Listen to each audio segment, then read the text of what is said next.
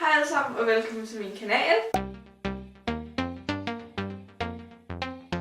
I dag der har jeg Sabrina med.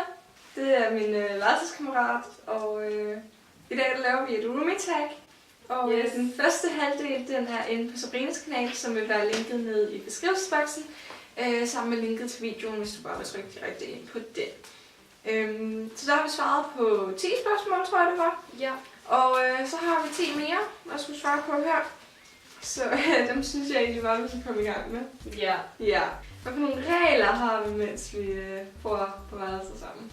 Vi har regel med, at vi lukker ikke folk ind, imens vi er på toilettet. Eller et bad. Ja.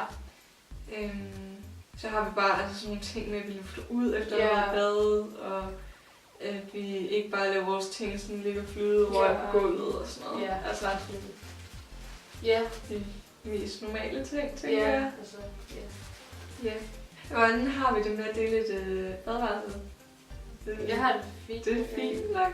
Altså, det er sgu cool. der er plads til alle vores ting. Ja. Så det ville være værre, hvis det var mere end 2. Ja. Men altså, ikke noget. Nej. Jeg synes ikke, det er så. Nej, det synes jeg ikke. Spiser vi forskellige ting om aftenen? Altså aftensmad? Ja, tror jeg. Altså, Vi spiser jo det, der bliver serveret. Ja, og det er jo bare meget det samme. Sådan. Der er ikke rigtig nogen af os, der er så vildt med maden her. Nej. Men det er nok mere, fordi vi er kredsende. Ja, det er ikke maden, der er noget galt, det er også. Ja, det. Men ja, ellers så spiser vi det, og så. Altså, vi har jo selvfølgelig slik og sådan noget på værelset. Tror jeg, de fleste kun efter skole har.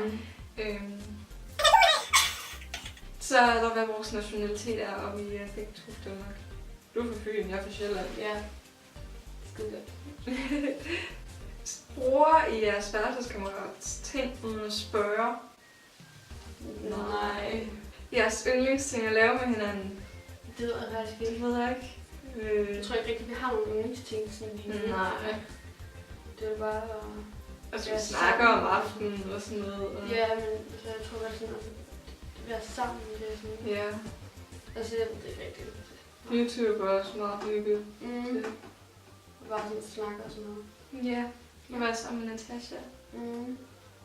Ikke rigtig sød. Hvad sker der, når en person bliver syg?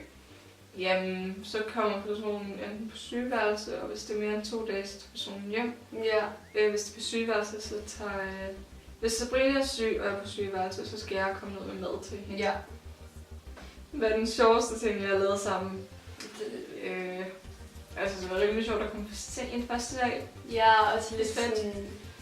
Det er faktisk ikke eneste gang, vi kom for sent. Nej. Der var lidt problemer med vores version af intra de første par dage. Vi skulle lige lære det at kende, og så glemte vi muligvis, at vi skulle møde til tinget. Ja, men det vil vi blive bedre til. Ja. Det var meget sjovt. Har det sådan, altså gjort os tættere, eller sådan fået os længere fra hinanden, at vi var der så meget tættere?